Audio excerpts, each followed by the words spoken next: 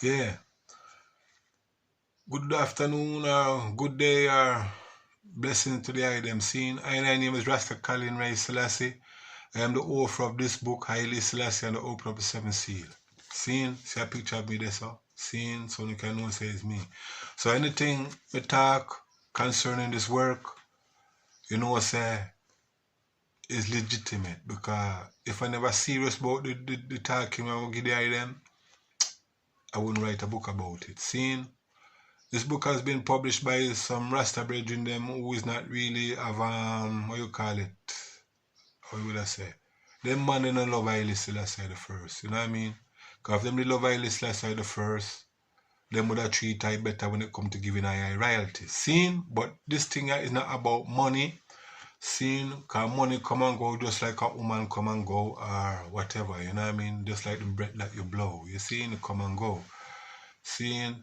So see Kotofari, Shango Baku, and even Miguel Land, because Miguel Land is on the payroll for this, you know, and him never even have nothing to do with the publishing. But through me, that brethren of the two thieves, them I just mentioned, him dey on the payroll. Even the other day, I go see Miguel Land in Kingston, East Street, and I say, Miguel, boy, the man them in Chicago robbed me over the book, you know. Him say, come out of me bookshop before me leg a gunshot pan you. So, at them kind of Rasta man we are deal with. Seeing, but hear me I say, but not to dwell upon that. Because I come here to expel and expose the glory of His Imperial Majesty and Haile Selassie the First. Because this book called Haile Selassie and the Open of the Seven Seal. In my eyes, Haile Selassie is the Lamb of God in the book of Revelation, who no call Jesus, who opened the seven seal in the book of Revelation. Seeing Rastafari, Haile Selassie the First. So what am I going to say? I'm going to start the program now then. Seeing go something like this. Revelation chapter 4, 5, and 6. Yeah? Something like this, Rasta. When the Lamb of Selassie open up the... Start from the beginning again.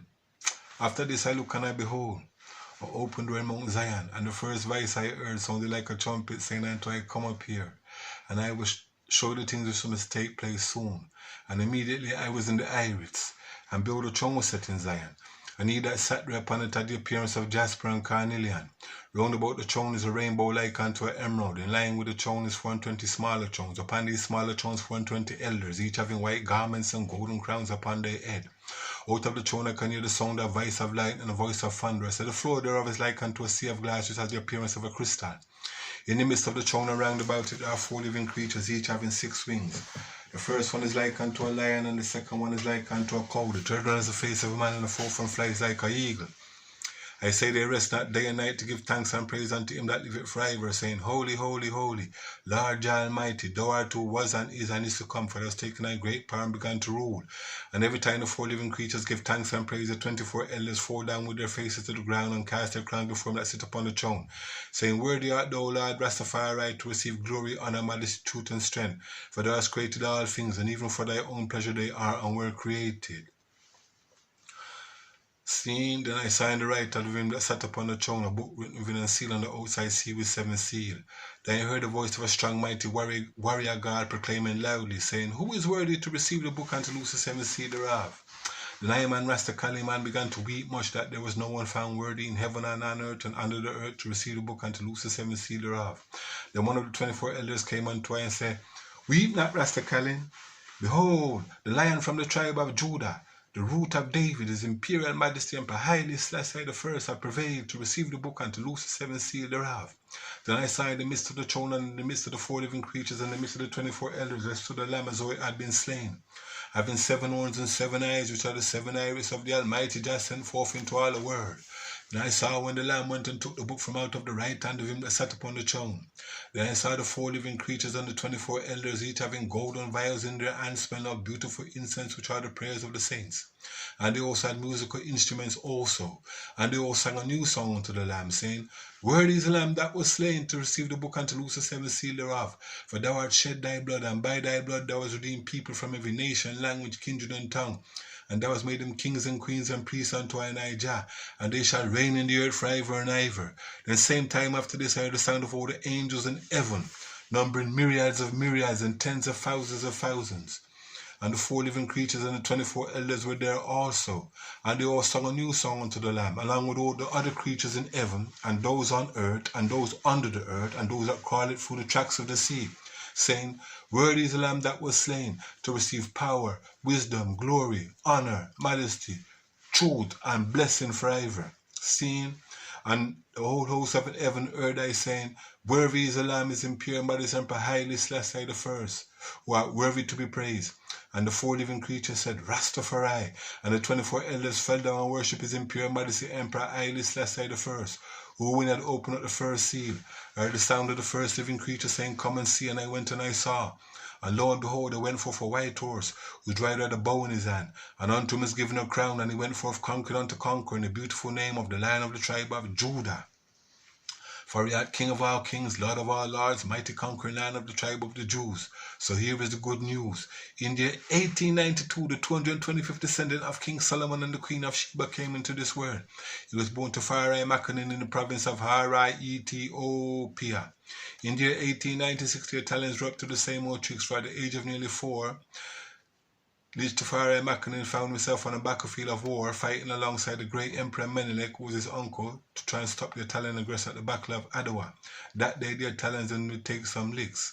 Moving on, Rasta, there is now 1905, and the Ethiopians came alive, because Ras Makanin raised up his son Farai Makanin to the rank of Dijamas, which means keeper of the gate. Listen carefully, for he art the doorkeeper. In 1911 is a match made in heaven. DJ Master Farai and Lady Menina both married according to Ethiopian church custom, a union which was to last 49 years, and they never have a single argument between them. You can believe that, Rasta man and woman scene. Moving on, Rastafari people, then the year is now 1916. Things looking quite mean upon the international scene. For the 2 cousins, Kaiser William I and George V could be seen going at it in World War I. Meanwhile, at home in Ethiopia, things were much quite the same, because DJ Mastafari could be seen marching northward out of the city of Addis Ababa looking for his cousin Lee Jassu. For Lee Jassu had changed his religion from Christianity to Islam. For Lee Jassu wanted to raise a Muslim army to go and attack the British, the French, and the Italian to drive the European man from out of Africa. But this would have been a catastrophe which would have changed the course of history. Who could save the day? Only DJ Mastafari of the House of Makanin, I say. The matter was reported by him to the Ethiopian Church Crown Council, who summarily excommunicated Lee Jassu and gave DJ Mastafari the order to go out and capture his cousin Lee Jassu. But meanwhile, DJ Mastafari was marching northward out of the city of Addis Ababa, was met by the great army of Negos Michael. Negos Michael was the father of Lee Jassu. Negos Michael had heard then that the Ethiopian Church Crown Council had excommunicated his son, Lee Jassu, of whom his grandfather, Emperor Menelik, had nominated him to sit upon the throne of David from since 1912. But in 1912, Lee Jassu was only 17 at the time, and this procured him from sitting upon the throne of David, because it's a stipulation then of the Ethiopian Church Crown Council that no boy can sit down upon the throne. You have to be a big man. Seen? So anyway, moving on, Rastafari people, as I was saying. DJ Mastafari was marching northward out of the city of Addis Ababa, and was met by the great army of Negos Michael, and the battle was enjoined. And after 8 hours of war and slaughter, you find DJ Mastafari was the victor, and Negos Michael was the loser. Negos Michael was captured and shackled in gold chain, whereupon DJ Mastafari re-entry into Addis Ababa. The Ethiopian Church Crown Council conferred upon DJ Mastafari the dignity of Ras and Regent Plenipotentiary to the throne of David. The throne they gave to Zaditu, who was Emperor Menelik's daughter, and she ruled Ethiopia from 1916 to 1930, as you may or may not know. Anyway, moving on, Rastafari people, the year is now 1923, and under the auspices of now Rastafari, Ethiopia is admitted to the League of Nations amidst great hostility from the European fraternity, who did not want an African man country to join their European club, as it were. Seeing? Moving on, Rasta. The year is now 1928, and it's not too late. They have to crown him Negos, which means king. Incidentally, 1928 was the year that Marcus Garvey said to African people in Jamaica that they should look to Africa for a king to be crowned, for the days of redemption is nearer and is soon to be found. I suppose this redemption then came to us then on the 2nd of November 1930 in St. George's Cathedral, Addis Ababa, Ethiopia, where Negus Tafari and his beautiful, lovely, beautiful wife, Lady Menen, are both crowned King of Kings, Lord of Lords, conquering lion of the tribe of Judah in St. George's Cathedral, Addis Ababa, Ethiopia. We say, Jah Rastafari Selassie I live, seen, whereupon which His Imperial Majesty the Negus Tafari took unto himself that of his baptismal name of Haile Selassie I, which means might and power of the Holy Trinity. Seen, so moving on, Rastafari people. The year is now 1935, October the 3rd. This time the Italians have a nerve. They invade Ethiopia again, some say for the 5th time, making war against the Ethiopians, dropping mustard gas bombs on them, killing them with bombs and bullets, etc. The Ethiopians then did war for murder. So after 8 months of war and slaughter of basically defenseless people in the form of the Ethiopian Church Council and the Royal Rastas and many that have Empress when themselves then say, hey, let's say, please, go talk to the people them at the League of Nations and ask them why them is invading our country again. And we even join the League of Nations from since 1923, and now them a drop mustard gas bombs on us and killing us with bombs and bullets. So I said to them, say, boy, it seems like couldn't write and I better go talk to them. So off when His Imperial Majesty Emperor Haile Selassie I, having left his country then on May the 5th, 1936, to arrive some weeks later at the League of Nations, Geneva, HQ Convention, right, on June the 30th, 1936. And these are some of the words that Haile Selassie I said. He said, apart from the kingdom of I going to use my interpretation, because he said apart from the kingdom of God. But I'll start again. He said, apart from the kingdom of I, there is no other human government that possesses any greater merit than any other. But when on this earth another nation sets out in the belief that it is right to exterminate the next nation, against whom of which no offense has been proved, then the hour has come for the nation that has suffered the wrongs to take the injustices which they have suffered before the League of Nations. Then Haile Selassie I say, I, Haile Selassie I of Ethiopia, and history shall observe as witnesses the judgment the League of Nations shall give. Seeing this speech then, in effect, was the opening then of the second seal in the book of Revelation, which goes something like this. When the Lamb ear Selassie I opened up the second seal, the sound of the second living creature saying, come and see. And I went and I saw, and lo and behold, there went forth a bright red horse, whose rider was given power to take peace from the world, so as that men should slay one another. And unto him was given a great sword. The man who has fit the character of the rider of the red horse is none other than Adolf Hitler, who come to power as Chancellor of Germany in 1933. When Hitler come to power, he started to march from the Rhineland Rasta, Austria, Hungary by 1935-36. By 1938, he reached Czechoslovakia, where the president of Czechoslovakia, President Acha, simply give Adolf Hitler the key, right, for take over in country. So Hitler, you find the German military machine take over Czechoslovakia without even firing a single gunshot, you know. Seeing this prompted Neville Chamberlain of Great Britain to go and speak to Adolf Hitler. He said, Adolf Hitler, you can't keep on taking over countries of Europe and marching the German army into countries of Europe and taking them over. You're breaking the Treaty of Versailles that Germany signed in 1919. Correct me if I'm wrong, must have been 1918, yeah? They say, yeah, around that time, the 1918 and 1919. This straight off of my head top, you know, so not to be with me. See, if you don't want to check what me say, go do no research and look into the history and research what me say. See? Anyway, so I say, 1918 then, right, Germany signed the Treaty of Versailles. They say, well, them not going to build no machinery for war, etc., etc. Seeing?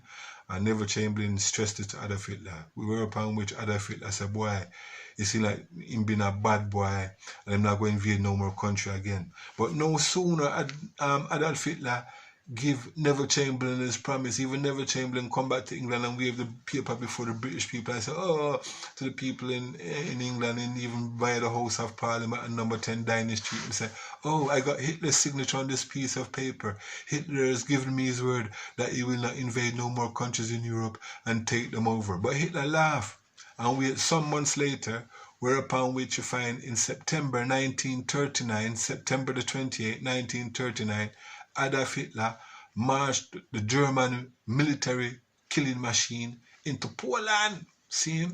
This caused Neville Chamberlain then to go up on the British BBC World News and announce to the British people and say, because Adolf Hitler is a great transgressor, Britain is now at war with Germany. All this then after giving Hitler 5 days to pull out of Poland, which Hitler refused to do, whereupon which Neville Chamberlain had to resign. And Winston Churchill, who was the right honourable member for the Conservative Party, whose constituency then was Sidcup in Kent, came to the prime ministership of the United Kingdom to lead England through the war, as it were. So when Winston Churchill come to power, now Winston Churchill say, "In going light the sea of fire underneath the feet of Adolf Hitler." See? So eventually then Britain joined the war with Adolf Hitler under Winston Churchill on October the 3rd, 1939. See? Anyway, during the course of the war, you find Mussolini now, who had previously been sanctioned by the French and the British, right, to invade Ethiopia and use mustard gas on the Ethiopians, that was outlawed from when them signed the treaty after World War I. Them said this mustard gas must not be used upon no human being, never again, right? But because them see the Ethiopian people as monkey and have an inferior quality or whatever, them say it's alright if you use it upon a monkey them. But shouldn't laugh, Rasta.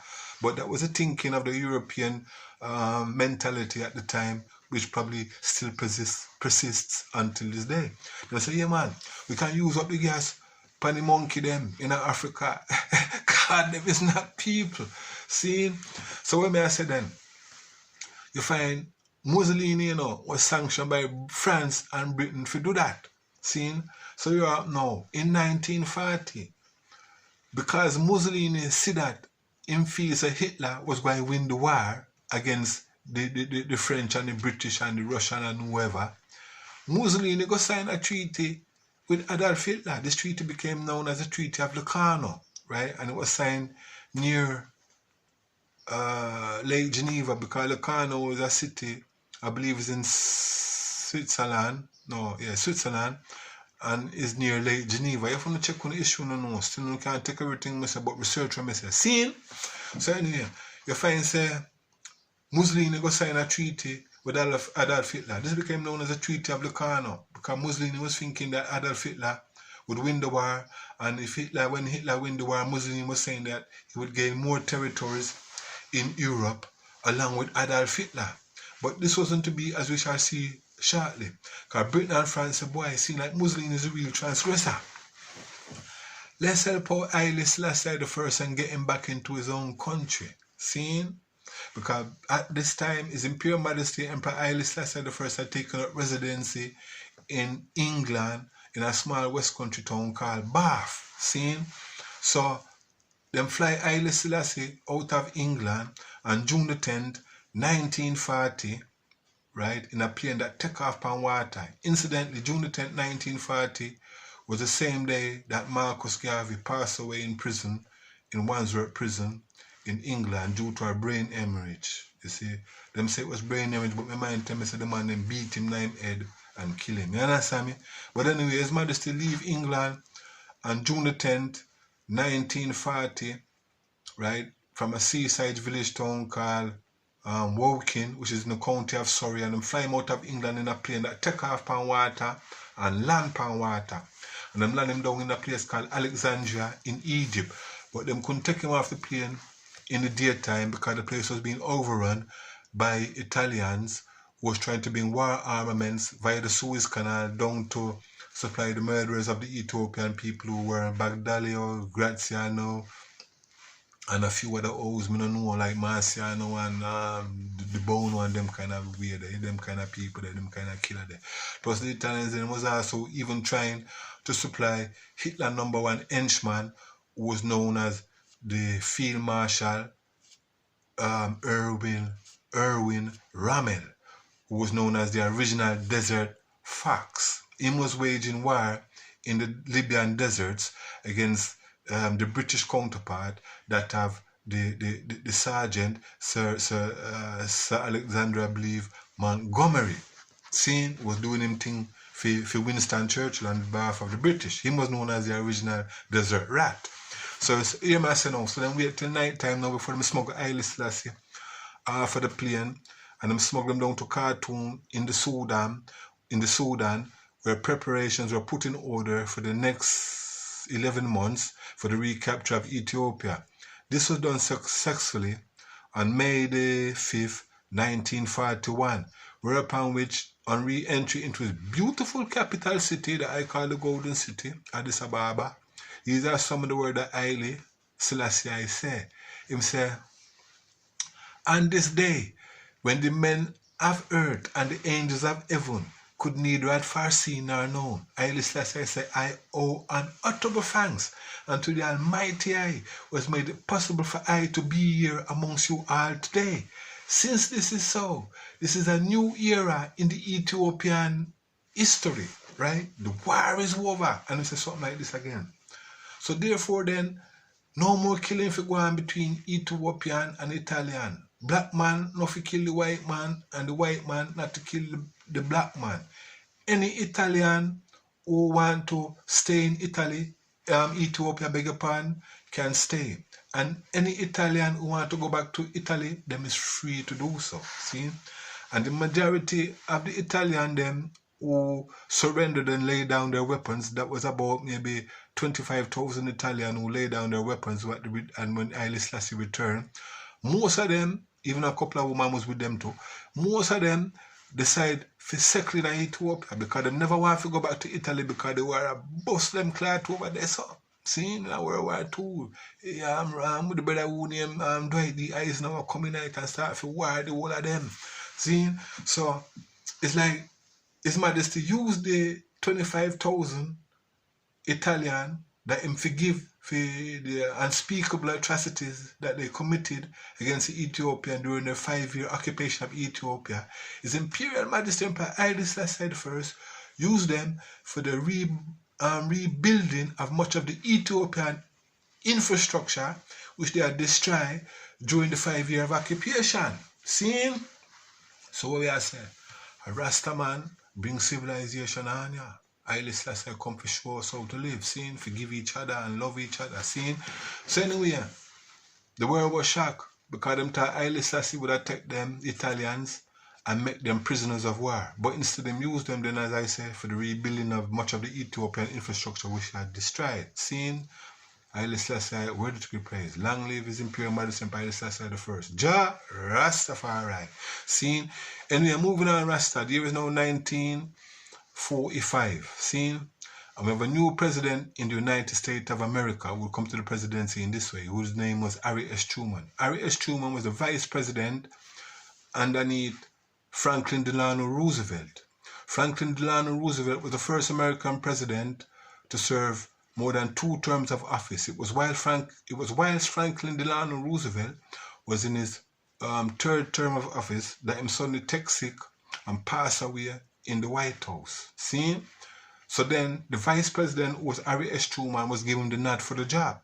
So after his inauguration in April of 1945, right, Harry S. Truman, being the 33rd president of the United States, waited 4 months before he unleashed the Manhattan Project upon the Japanese of Nagasaki and Hiroshima. You find that the Manhattan Project was the code word for the name of the 2 atomic devices that the Americans dropped on the Japanese of Nagasaki and Hiroshima, thus bringing World War II to a complete finish. Seeing? So you find that the day given for that then was August the 7th, 1945. Seeing? Whereupon we shortly after this, His Imperial Majesty right, help them. See, but I'm going to come to that now. See, you find say after the war done, R.S. Truman said, boy, I'm going to put a new organization together. See, the organization that R.S. Truman decided to put together was going to be called the United Nations. See, but no country in the world they want to join up with Harry, because them say, boy, Harry, you was the one that dropped the bomb on the Japanese of Nagasaki and Hiroshima. Why should we join up with you and help you to put this new organization together to ensure that man don't fight war and there's peace and safety in the world? See?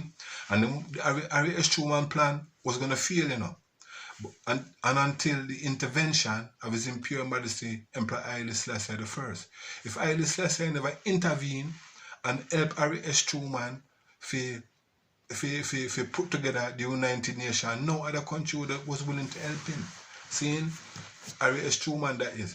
So you find because of Haile Selassie intervention and lend a hand to Harry S. Truman, the organization that was born out of the ashes of the Dead League of Nations, as I said, was become known as the United Nations. So on the 4th annual meeting of the United Nations, Haile Selassie, I went to speak to them. And you might say, why the 4th annual meeting? Because, here we go. On the first meeting, say 1946 then, nobody never turned up. Seeing? 1947, nobody never turned up. 1945, 47, 48, nobody never turned up. But you see, in 1949, when the world community, the leaders of the world community, hear that His Imperial Majesty Emperor Haile Selassie I was going to turn up at a meeting of the Foreign Policy Officers Association, the United Nations meeting for General Assembly was jam-packed. It was car Rasta. It was a roadblock. When the hear say Haile Selassie are coming up for talk, right? On September the 28th, 1949, the place was jam-packed. See? Previously, no other country never come there, you know, when Harry S. Truman said them was going to hold an annual general meeting. The place empty, man. Probably only just England, Russia, America, and a few other countries in there with France. You understand me? But when the mayor said Haile Selassie come, the place jam-packed. Who never even was a member decided to become a member. Seeing and join up to the United Nations and come. So these are some of the words that His Imperial Majesty Emperor Haile Selassie said on September the 28th, 1949. Him say, the League of Nations failed, and failed basically because of his inability to prevent aggression. But neither the depth of that failure nor the intervening catastrophe could dull the need and the perception for world peace through collective security, so that here then in the United Nations we have dedicated ourselves anew to these high and indeed essential ideals, essential then if the world is continue on the path to peace. For Haile Selassie I, the United Nations represent man's last hope for world peace. Seen, so this speech then in effect then was the opening of the 3rd seal in the book of Revelation, which goes something like this. When the Lamb Haile Selassie opened up the 3rd seal, I heard the sound of the 3rd living creature saying, come and see. And I went and I saw. And lo and behold, there went forth a black horse, whose rider had the scale of justice in his hand. Seeing? Then it said, then I heard a voice in the midst of the 1st living creature, saying, a measure of wheat for my interpretation, $1, and 3 measures of marijuana for $1, and see thou hurt not the oil and the wine. Now can you tell me, crowd of people, whose voice this was when it says, when the Lamb opened up the 1st seal, where it says, then I heard a voice in the midst of the 1st living creature, saying, a measure of wheat for $1, and 3 measures of marijuana for $1. Just my interpretation still. And see thou hurt not the oil and the wine. I'll give you a clue of Ethiopia. If you can't tell me, I will tell you. This was the voice of His Imperial Majesty Emperor Haile Selassie I, who spoke to the League of Nations, right, on June the 30th, 1936, when he said, apart from the kingdom of God, there is no other human government that possesses any greater merit than any other. But when on this earth, when another nation sets out in the belief that it is right to exterminate the next nation against whom of which no offense has been proved, then the hour has come then for the nation that has suffered the wrongs to take the injustices which they have suffered before the League of Nations. Then Haile Selassie said, God and history shall observe as witnesses the judgment the League shall give. Seeing, this speech, as I said previously, was the opening of the 2nd seal in the book of Revelation. It also represents then the killing off of the beast in the book of Revelation chapter 13. Because Revelation chapter 13 referred to the beast like this. It says, "Then I saw the beast that received a mortal wound and yet live." The beast received a mortal wound on June the 30th, right? 1936, when Haile Selassie went to them and said, "Apart from the kingdom of I, there is no other human government that possesses any greater merit than any other," etc., etc., etc. And it yet live today in the form of the United Nations, of which Haile Selassie, His Imperial Majesty, went to say to them on September the 28th, 1949, the League of Nations failed, and failed basically because of his inability to prevent aggression. But neither the depth of that failure or the intervening catastrophe could dull the need and the perception for world peace, so that here then in the United Nations we have dedicated ourselves anew to these high and indeed essential ideals, essential if the world is to continue on the path to peace. Seen? So we must say then, this speech, right, as I said previously, was the opening of the third seal in the book of Revelation, right? And it also represents then, or is then, the precursor then to the events, right, that would befall the world the following year in 1950, where the peace and safety of the United Nations or the world community would face its first real severe test. See, let me say the speech again. I say on September the 28th, very important, him say on September the 28th, 1949, the League of Nations failed, and failed basically because of his inability to prevent aggression. But neither the depth of that failure nor the intervening catastrophe could dull the need and the perception through collective security for world peace. So Haile Selassie said, "It is here then that in the United Nations we have dedicated ourselves anew to these high and indeed essential ideals, essential if the world is continue on the path to peace." For Haile Selassie the first, and even for I now too, which I now come to realize, the United Nations represent man's last hope for world peace. As I said previously, this speech was the opening of the third seal in the book of Revelation, right? And it also serves then as the precursor to the events which would befall the world the following year on June the 25th, 1950, where you find war break out in the peninsula of China, the age-old province called Manchuria. Seen? The area had previously been under the occupation of the Japanese, right? But at the Japanese surrender at the end of World War II, you find the peninsula became divided between north and south, seen at the border of 38 parallel. Whereupon what you find, because of this, the north became communist and the south became capitalist, seen? So the reason for the Korean War then, that started then on June the 25th, 1950, right? And this war was like the first test then for the United Nations to keep the peace. The reason for the war then was because the Communist People's Republic of China, whose president then was Chairman Mao Zedong, was angry, right, that the government of Chiang Kai-shek, right, which was admitted, right, to the United Nations Peace Security Council, right, in 1950. Seeing because Chairman Mao was saying, so well, him is the main government now, the communist government in China, and him got all the, how you say, him got all the Chinese population behind him. And Chiang Kai-shek, who was previously the leader of China, but was ousted out of China or expelled out of China by Chairman Mao Zedong, and was relegated then to the island of Formosa, right, which is now today called Taiwan, was admitted to the United Nations Peace Security Council. So that is the reason why you have the Korean War from 1950, because Chairman Mao Zedong urged Kim Il-sung of North Korea to invade Singapore of South Korea. See? So you find say the North Koreans invade South Korea, right, who was backed up by the Americans, whose president of South Korea was Singapore, right? So you find say them push back the North, right, and then push them back. You know what I mean? So them a fight hard, you know, the Chinaman them a fight hard.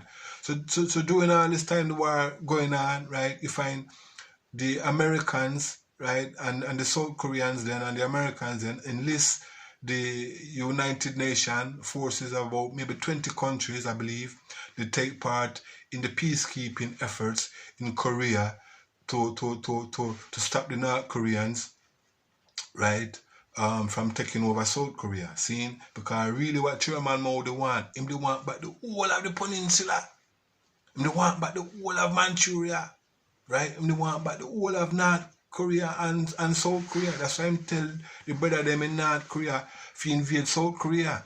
You see, but because of his Imperial Majesty Empire Haile Selassie the first country of Ethiopia, him sent some of him troops to join up with the United Nations to help to push back the North Koreans them, right, to the agreed border of the 38th parallel. Even then push them back, the South Korean them cross over the border, you know, and was encroaching into North Korean territory, seen. But because Kim Il-sung feared that the South Koreans, who was assisted by the Americans and the United Nations, of which is Imperial Majesty Empire Haile Selassie country, was also helping them, because Kim Il-sung feared that it would be overrun in North Korea, even to his capital city of Pyongyang. He enlisted and called for the help of Chairman Mao Zedong communist Chinese troops. So the Chinaman them in a mainland China join up with the North Korean them and help to fight them and push back the South Koreans them who was with America and the United Nations back to the agreed border of the 38th parallel. Whereupon which you find said the man them after a time of killing off each other and say, boy, with this war now going on, we just call a ceasefire and done. So you find said the ceasefire, what them call was eventually initiated then on July the 27th, 1953. So the following year now, His Imperial Majesty Empire Haile Selassie I went to America in 1954 to visit Dwight D. Eisenhower, who was the president at that time. And he said something like this. He make a speech concerning the Korean War. Haile Selassie say, it is important then that the peacekeeping efforts in Korea is made up more of the smaller countries, right, who have more to gain than to lose in failure in its application. See? Because if the smaller states don't get together and help to unite together, it will give the larger states, the man them with the big gun, the green light to invade them country, whether them is America or Russia, to expand them ideology of communism or capitalism. See? So Haile Selassie even says something like this. For a small state to survive in complete isolation would be virtually rendered impossible given the conditions of the modern world. And it says something like this again. For Ethiopia, this could be well adapted. See, Ethiopia could adapt a policy of isolation, you know, but him say, because of the conditions of the modern world, it renders it virtually impossible for a small state to survive in complete isolation. See, so Haile Selassie say it is important then that the basic principle of collective security comes not then from the larger states, but from the smaller states who have more to gain and more to lose by failure in its application. See? So this speech to me then what Haile Selassie made in America in 1944 signifies to I the opening then of the fourth seal in the book of Revelation, which goes something like this. It said, when the Lamb Haile Selassie opened the fourth seal, I heard the sound of the fourth living creature saying, come and see, and I went and I saw. And lo and behold, there went forth a pale horse, whose rider's name is Death, and Hades followed after him. And these two are both given power over a fourth of the earth to kill with famine, pestilence, wild beasts, and by the sword. Seeing, right now, I'm going to leave it there, so, and continue part 2. Seeing, because I run out of flaming scene, but I'm going to leave it there, so, and continue part 2. Rastafari.